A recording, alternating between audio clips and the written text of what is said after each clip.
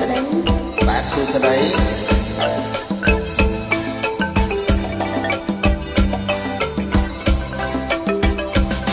បងមកពីស្វាប់ណាំបងស្រំដល់ទាំងឲ្យជុំតែនឹងស្រីឥឡូវជួបហើយសូមអូនក្រដីតើស្រុកនាងថ្លៃមានស្រីដែរឬទេខ្លួនខ្ញុំជាស្រីមិនចង់ខ្លាចនឹងធ្វើតោះតើខ្លាចអ្នកខ្មាំងទេខ្ញុំសួរអ្នកវិញអ្នកធំកិច្ចការទឹកអ្នកមានការតួអង្គគឺប្រ